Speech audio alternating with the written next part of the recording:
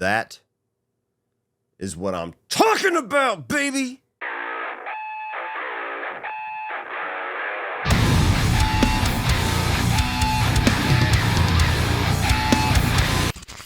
What is up, guys? Well, episode 2 of The Last of Us Season 2, titled Through the Valley, has just aired.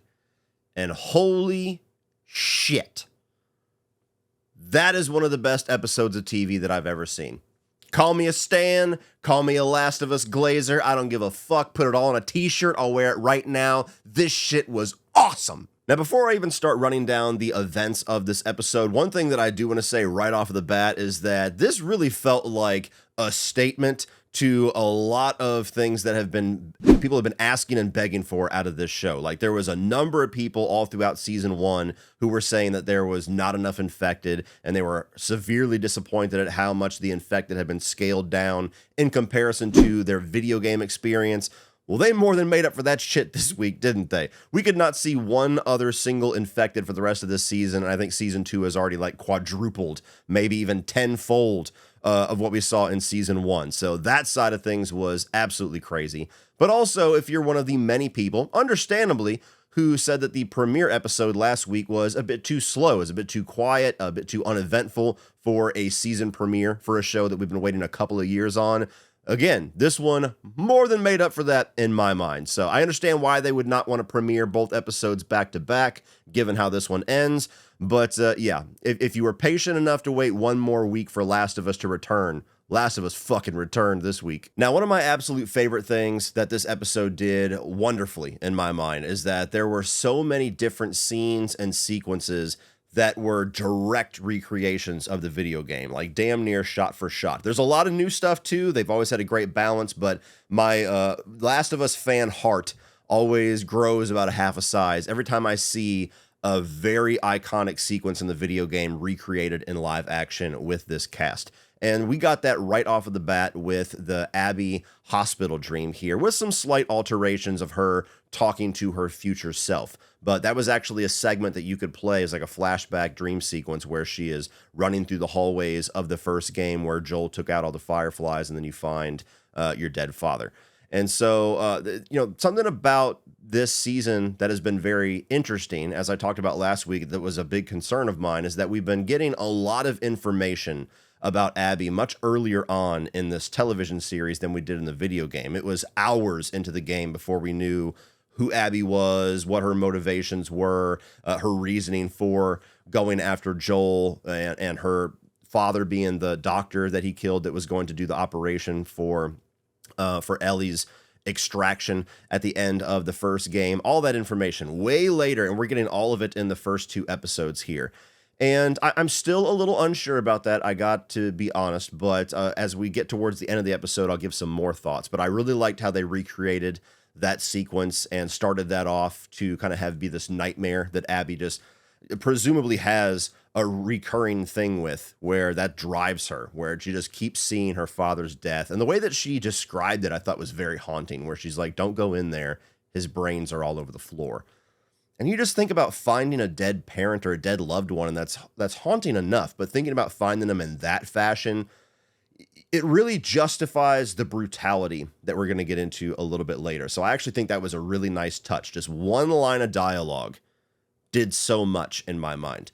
Then we catch up with Ellie after the party in the first episode, the little dance, and Jesse's waking her up early in the morning to go on patrol. And this is actually how the game starts as far as Ellie's story in the video game, is him waking her up, and you kind of get all of the details of what happened at the dance through exposition and people talking about it. So you don't actually see the dance sequence that we saw in the first episode until a little while later in the game. You just hear about the aftermath. You hear about her thing with Dina. You hear about her fight with the guy who is homophobic and her having a beef with Joel.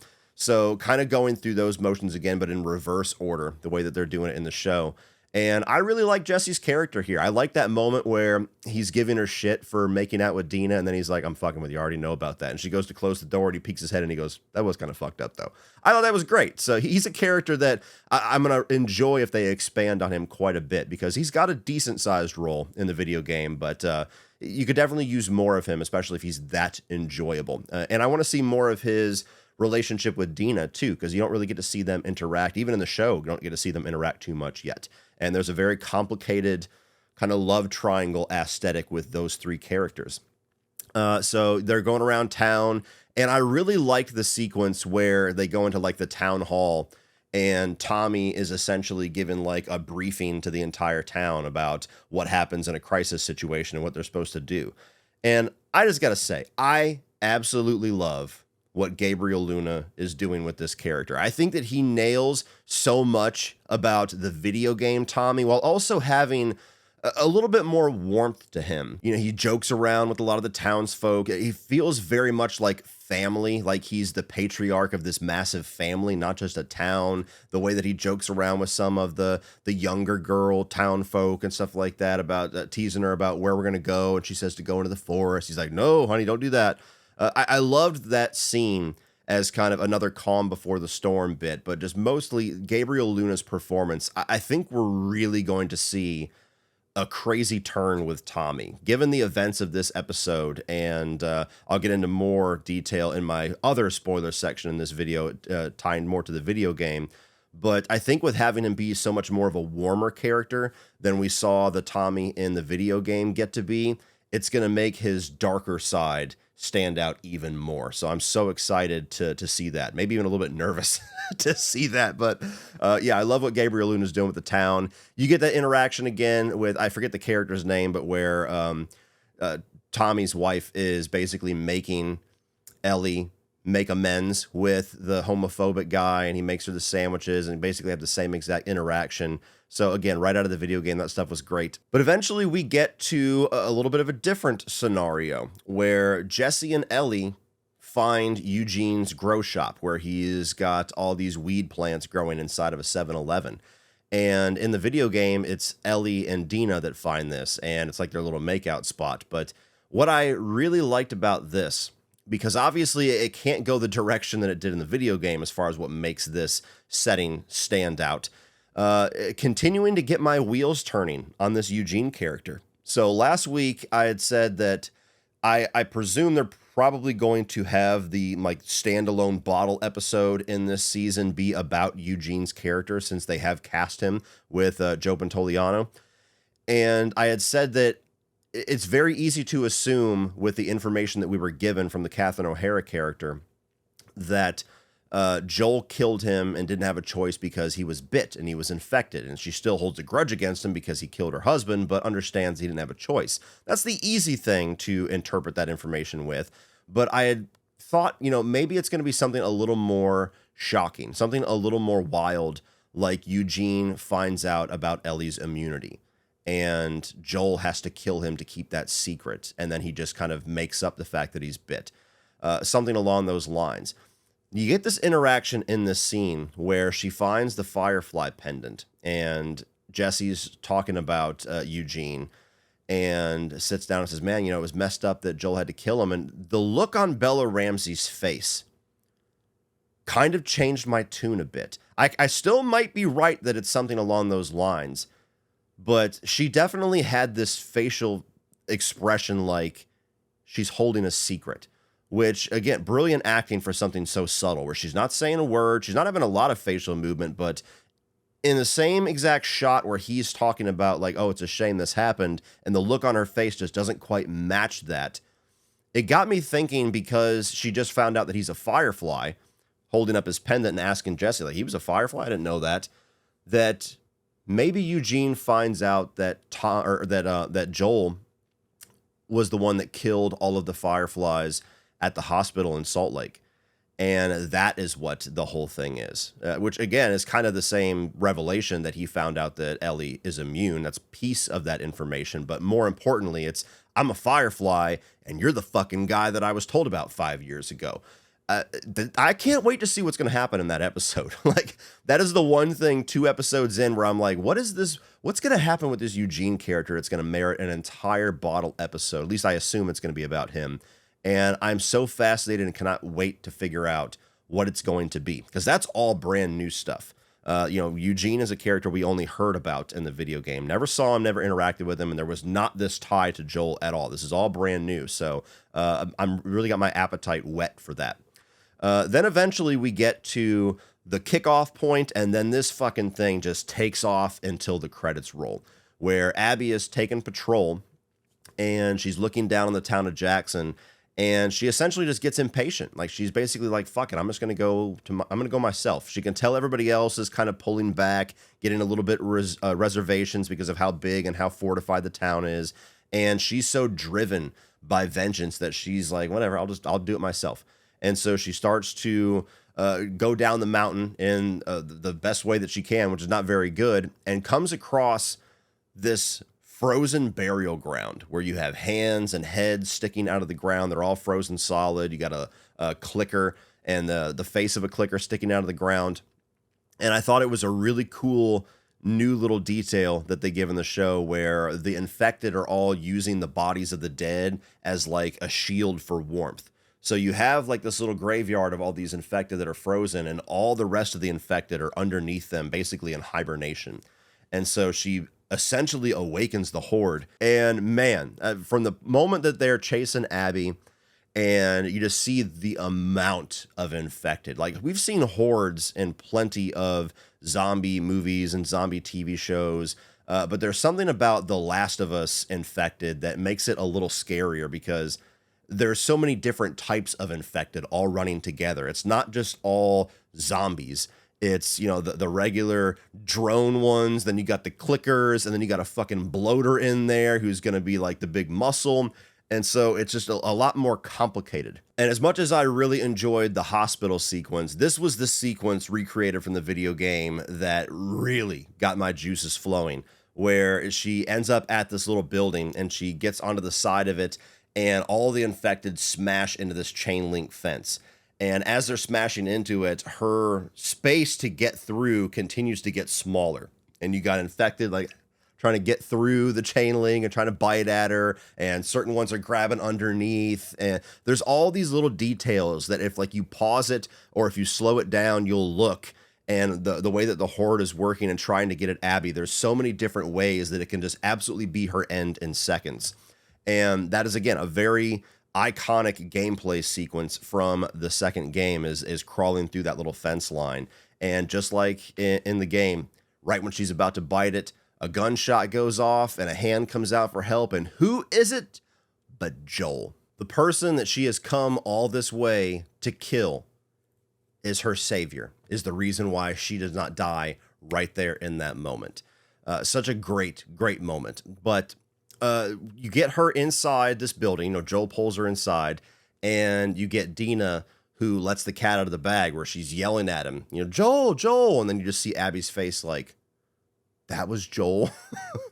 Like, the first part of it is just like, holy shit, like, the guy that just saved my life is the guy that I want to fucking kill more than anything else in this world. And the other side of her face was like, what are the odds? God, I'm a lucky bitch. A moment that I loved seeing the look on Caitlin Dever's face, a really good, subtle facial acting there. But then you get them where, Dina's asking all the right questions.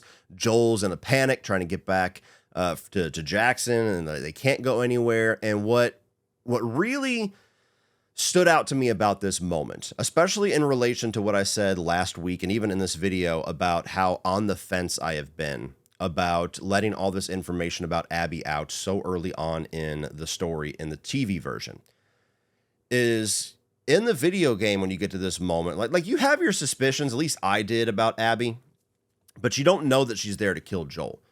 And so as soon as she is trying to guide them towards their lodge with the rest of her people, like you feel like something's amiss, but you don't know directly what is going to happen or what the threat is or what's going to go wrong, if something's going to go wrong. And watching it this time, in this context, where Joel is trying to convince them, like, hey, we're dead if we stay here. We're dead if we leave. We might as well try to leave and get back to Jackson. And Abby's like, hey, I've got people at the lodge. It's not too far from here. We have weapons. We can help. And seeing that moment of, like, thinking about it, and then just out of desperation and not having time to really think it through, they go with Abby. And my reaction in that moment, I'm like, no, like somebody think of something else. Like think of a plan C. Somebody like Dina, say something. And so this is the first time where I'm starting to soften a little bit on my skepticism of how we've rearranged the order of events with Abby. And I'm like, I kind of like this experience that I'm having, getting to experience this story a second time in a different way, where now all the scenes of Abby leading up to her and Joel are hitting just a little differently. So I really like that. Just the way that I am fully in the know of Abby's intentions, and all the more desperate for the other characters to not go along with her. So I really enjoyed that. But you have them now on the run from the Horde, just in time for the people in Jackson to hit the tendrils with the pickaxe and set off the alarm bells. And I love the shot where the Horde is chasing after Joel and Dina and their horse, which, by the way, how fucking fast is this Horde, where two horses hauling ass and they're not gaining any ground on this Horde. But the shot where you get two different like walls of the Horde, and then all of a sudden they just make a beeline and start heading in a different direction. You're just like, oh, dude, Jackson is so fucked. And let me tell you, this sequence of the Horde attacking Jackson is one of the best sequences I've ever seen in a television show ever. And it makes me thank God so much that HBO are the ones that got the rights to do Last of Us, because this really reminded me of Game of Thrones on a production level, on a scale level. And even in the behind the scenes thing after the episode, Gabriel Luna was talking about when he got the script for this episode, he was like, oh, they're clearly going to do, a rewrite, and we're going to get this scaled down. And they didn't. They just kept scaling it up and expanding it, making it bigger. And so everything in this sequence, from the practical effects to the CG effects to the, fire and the gunshots to the production design of the town as it's getting dismantled, everything in this sequence was top-notch television. But you have the Horde running towards Jackson. The bells starting to go off. And what I loved about this, and why it reminded me so much of Game of Thrones, is that you have like Tommy and all the other snipers on the wall. And like medieval times, they start to have like these little levers drop and these little ramps come down. And you're like, what the hell are they going to use that for? And suddenly they start throwing barrels down. And the video game guy in me was like, those barrels should be red, but I'll forgive you. And so they start throwing these barrels down and start shooting at him, and I'm like, oh, this is going to be badass. So you got all the infected clawing at it, pushing against the wall. I love the shot where they just smack into the wall because they're just so driven by instinct that you just see like skulls just smashing against the logs. But then they start blowing up, and you see body parts, and you see guts and everything thrown around. And again, this was them making a statement. This was them saying, okay, we heard all your complaints about season 1, about us scaling down the infected. Take that shit, bitch. What do you think of that? Well, I think it's fucking great. Keep doing it. Give us another thing like this season. I'm that greedy. Let's do it.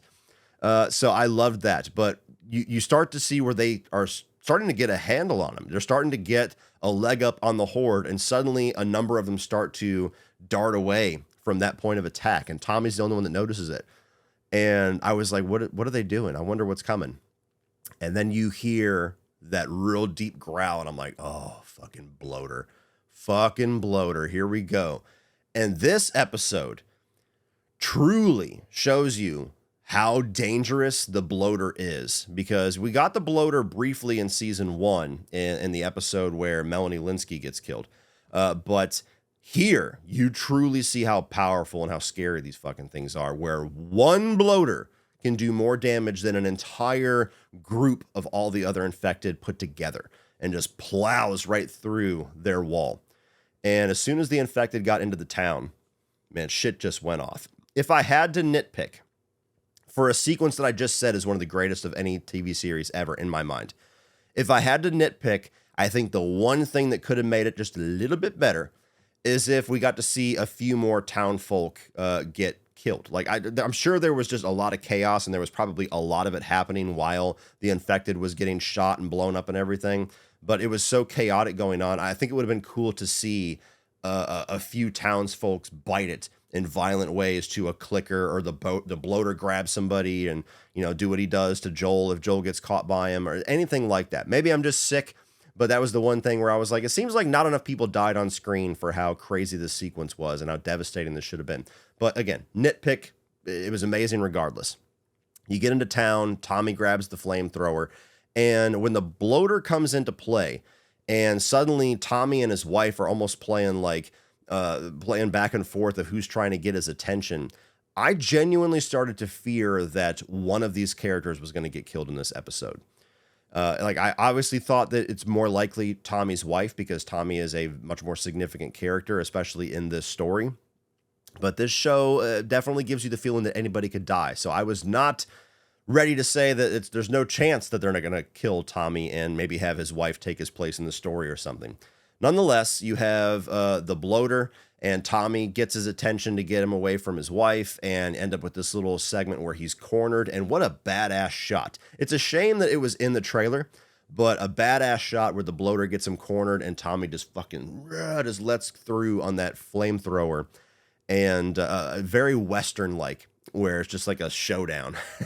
And really tense as he's giving it everything he has. The bloater doesn't even look like he's phased, and he's backing up against the wall, and his fuel's slowly starting to dissipate. And I genuinely thought for a second that, this might be it. Maybe they're going to kill Tommy. Like, this would be a hell of a way to do it if they're going to. I had my doubts for sure, but if they do, this is a way to do it. And when his wife started killing all the infected on the roof and was running down, I figured she was going to come in at the last second and put the kill shot on the bloater, but didn't happen. He just kind of succumbed to his wounds. But then you got something even cooler, where his wife wasn't going to rescue Tommy. She was going to let all the dogs out. And that was such a cool fucking visual. Whenever she's letting all the dogs out and they're all just hauling ass, just going right into attack mode.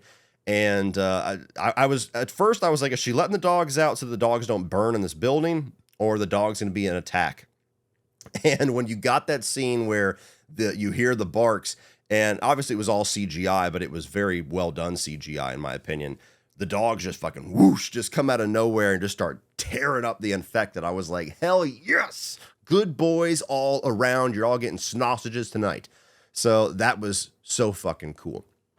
And, they finally start to take out all the infected. Everything's good. But man, start to finish, top to bottom, such an awesome, incredible sequence that's exclusive to this show. And I think it was absolutely necessary given the pacing of what these first two episodes would have been without it, much more like the video game is, and especially with the events that's going to happen here in just a second. I think having such an exciting and exhilarating episode is a good mix to have with something where it's going to be ultimately so shocking and devastating at the same time. The episodes like this, where you're just adrenaline fueled, they're experiences that merit an ending like this one has. So the horde has pretty much been taken care of. Jackson's a little fucked up, a little worse for the wear, but we're good. We can move on now. And then we get back to Joel and Dina and Abby as they get back to the lodge and they meet up with the rest of Abby's friends. And I'm here to tell you, I knew it was going to be hard to watch again. As many times as I've played the video game, it's always hard to get through that segment. And I knew it was going to be the same way watching the show, because even though they're the same characters, you have a slightly different relationship to them in live action as you do in the video game. They're the same, but they're a little different. And so it's re-experiencing that, ripping open an old wound.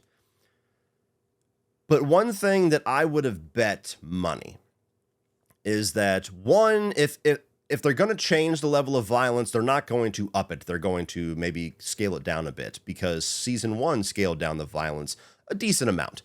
And so that was a safe bet. But I also would have bet money that there's no way in hell that they can or would do anything to make this sequence even more devastating than what it was in the video game. And I was fucking wrong.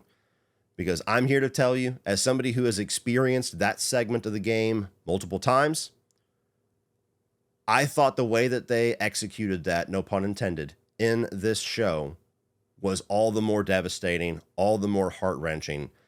And the fact that I'm left now for another week to stew on it makes it even worse, where I could just continue playing the video game. And I was shocked that they did that. Like, I was shocked that they pulled that reaction out of me, because I thought that was not even on the table. I didn't think that deck was even, that card was even in the deck.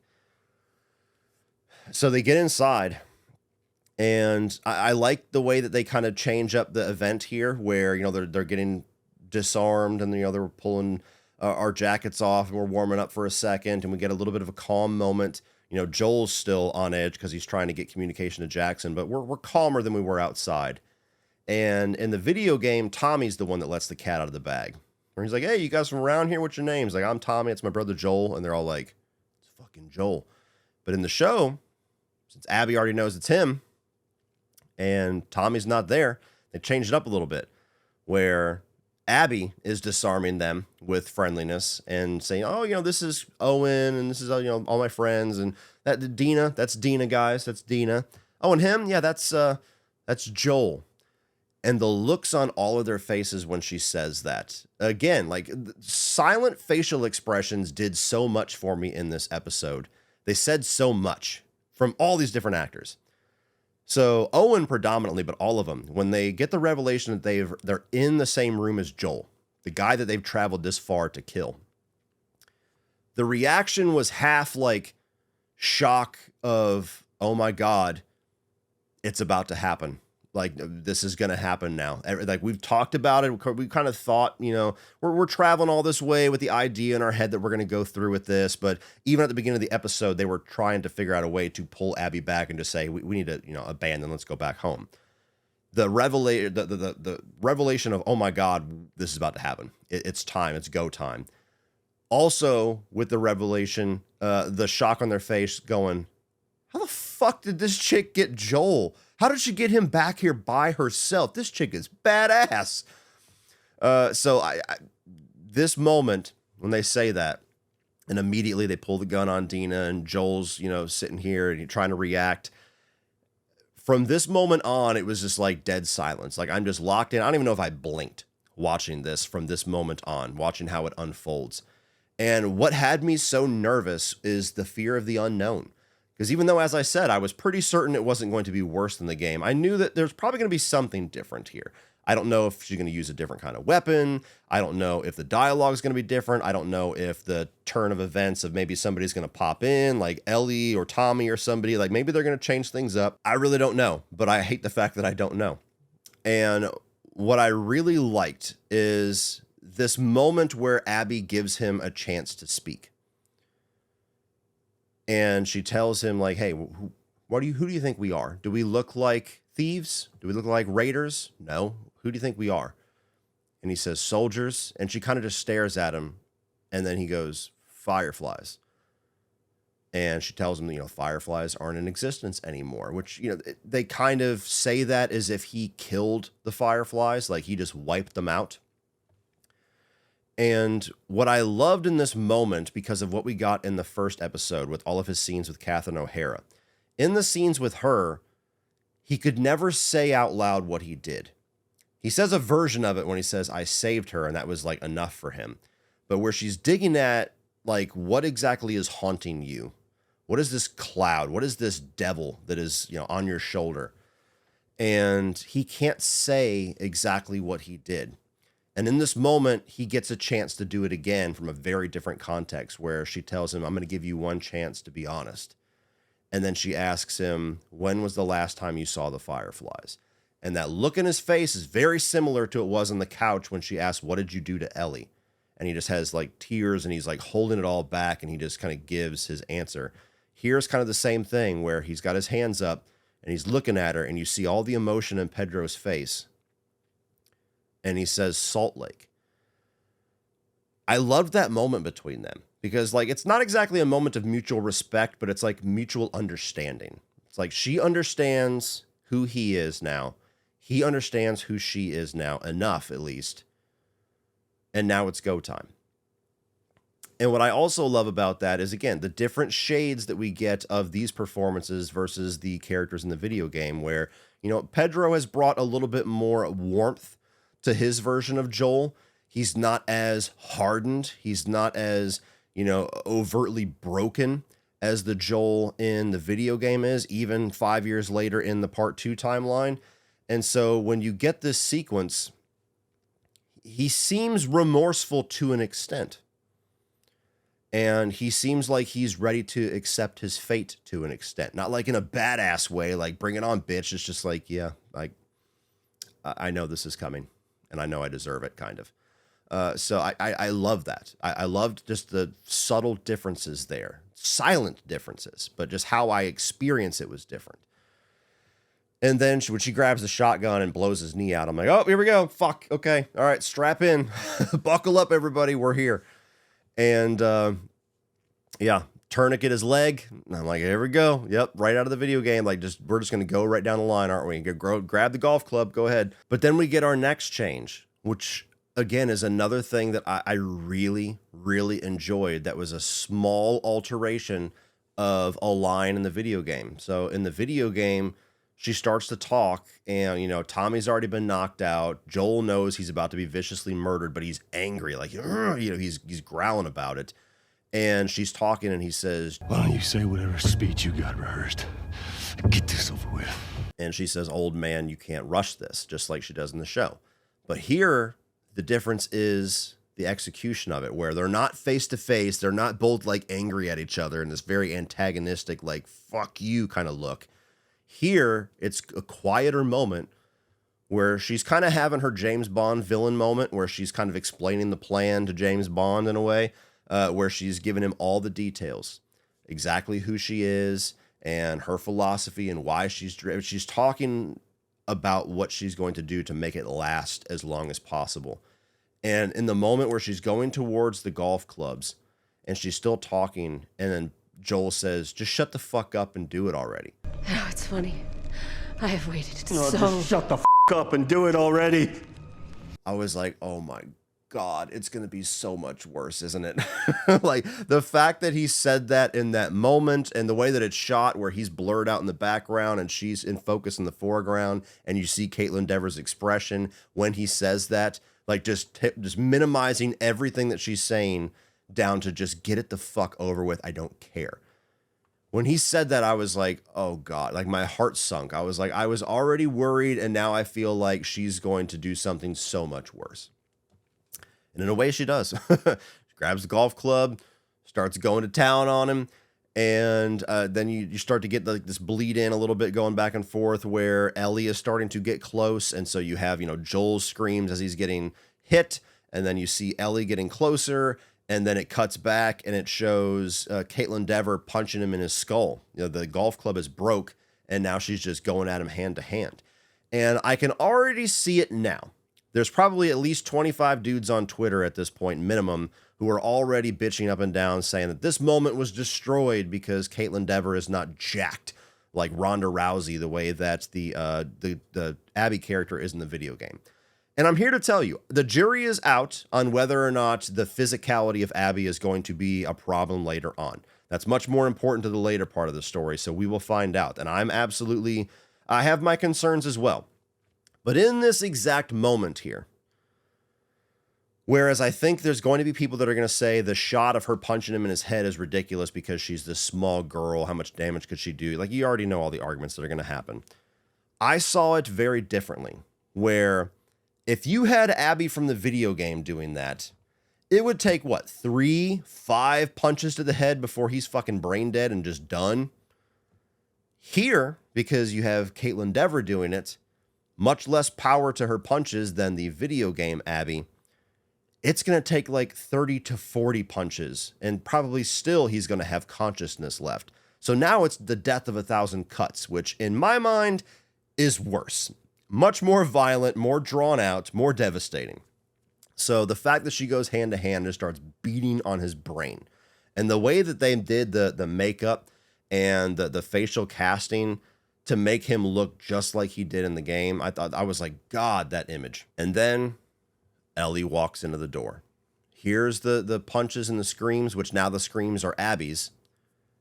Opens the door, sees Joel on the ground, beat to a bloody pulp, in a room full of strangers, And it plays out the same way where she darts in, cuts the dude in his face, gets put on the ground, and just is only able to look at him, just to stare into his face as he's got like 2% of life left in his body.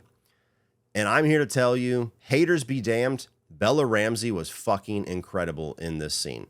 Devastating, gut-wrenching, heartbreaking, absolutely killed me. Phenomenal performance. When she's looking into his eyes and she's crying and she's screaming and she's calling his name, telling him to get up, stay with me, get up, come on, leave him alone, stop hitting him. Again, I've experienced this scene. I know it's coming, and it still fucked me up because of her performance and how real it was.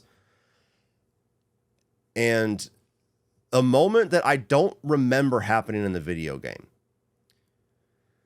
To me, when she tells him to get up, Joel, get up. I'm here, Joel, get up. It looked like Pedro started to pick his head up just ever so slightly off of the ground. And again, subtlety, quiet moments that said so much. He does that, and I'm like, oh my God. She's here. She's with him. She's like his little girl again, wanting her daddy. And that gave him just enough strength with the little bit of life that he has in his body to try to pick his head up, as if there's any chance that he could even stand, let alone survive with a room full of guys that want to kill him, but like gave him just enough motivation to try. Fuck, that killed me. Oh man, as if I didn't already have my heart just in vice. That put a lump in my throat. And then you have Owen that runs over and tells her to end it. And I remember thinking the golf club broke, so how are they going to do this? And then when they show in the camera that she grabs the handle of the golf club, and it's broken off at the end, so now it's a shard. I was like, oh shit. Are they going to show this? Like, where is she going to stick that? And I'm thinking like, they're not going to like gore him, but like, is she going to like stab it through his back into his heart? Like, what are we going to do? And somehow they found the quietest way to do it, and yet it was the most powerful way. Where like if she screamed and, oh, and like started stabbing him, it wouldn't have hit as hard as it did when she just goes into his neck and it just goes like you barely even hear the wind, just quiet. And then you just Ellie just lets it all out. Please don't do it, please. Please don't. Please don't.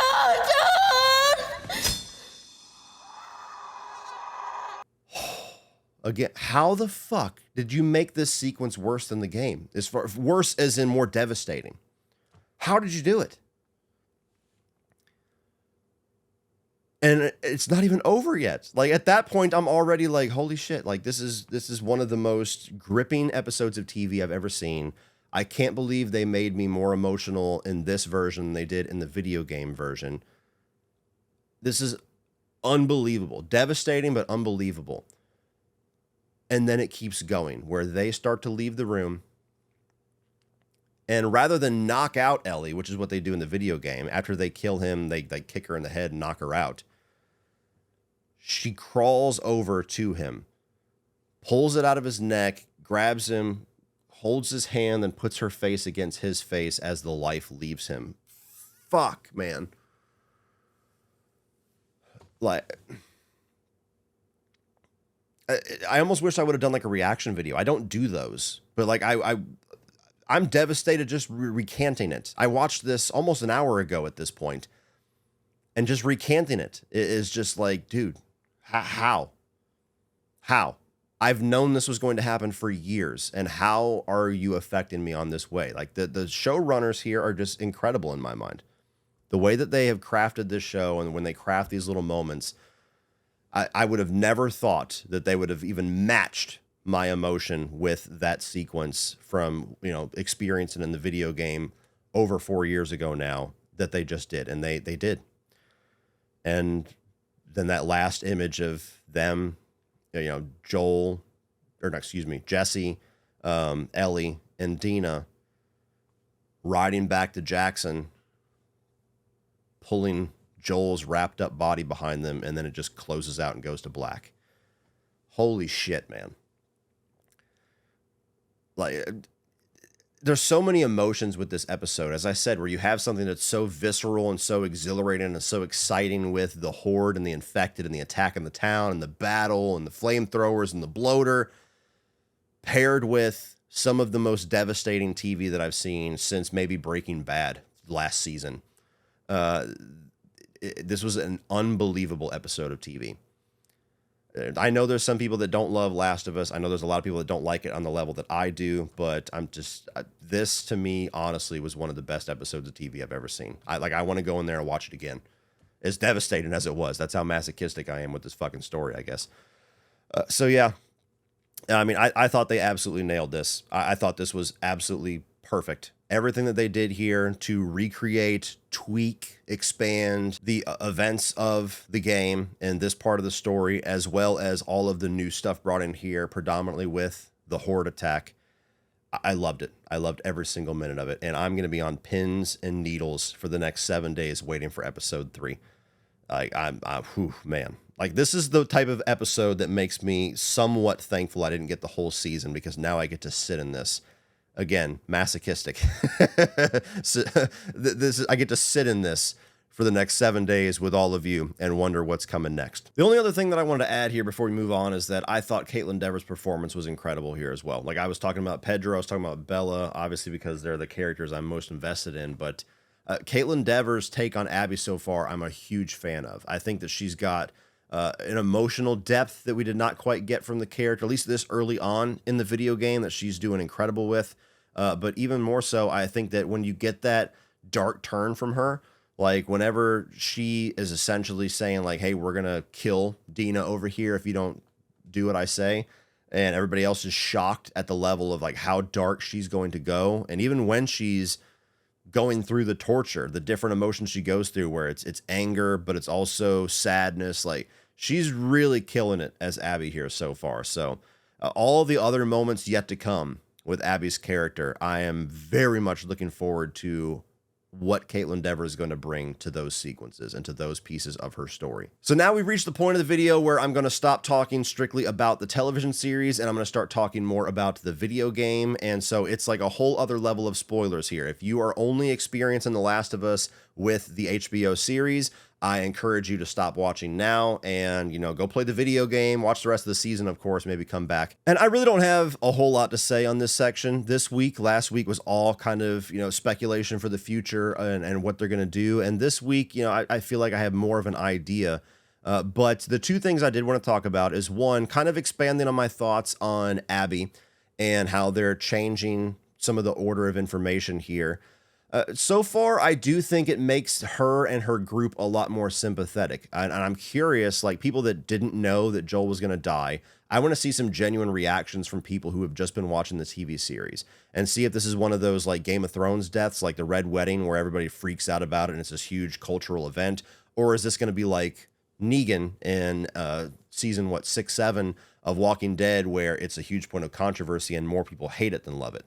But regardless, I do think that the main thing that they are gaining, we can see what they lose in the future, but the one thing that they are gaining is they make you a lot more understanding of Abby's position, even just in the dialogue that she's giving towards Joel, explaining about how he just murdered everybody viciously and she killed her father, and how she's in this militia that has a code not to kill people who are unarmed or innocent and can't help themselves, and he absolutely does not. It really reinforces in that moment what the overall theme of this section of the story is, this second game and this second and third season, which is, the villain and the hero of the story is all a matter of perspective and where you're standing.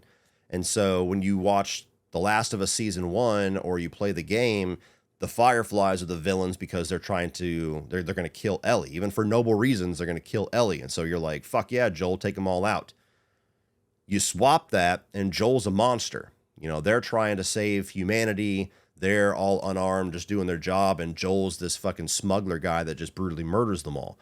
And so in that moment, because you have all that information in that moment, I do think that it kind of establishes that earlier on. And I think for a lot of people, it's going to make that moment a lot more easy to stomach. It's going to make his death easier to understand. It's going to make investing in Abby easier than it was for a lot of people in the video game, where you're literally forced to play as her halfway through the game, and you have to go through hours with her before you really even start to get some of that understanding from her, and for some it still didn't work. So that, I do think, is the main thing that they're gaining.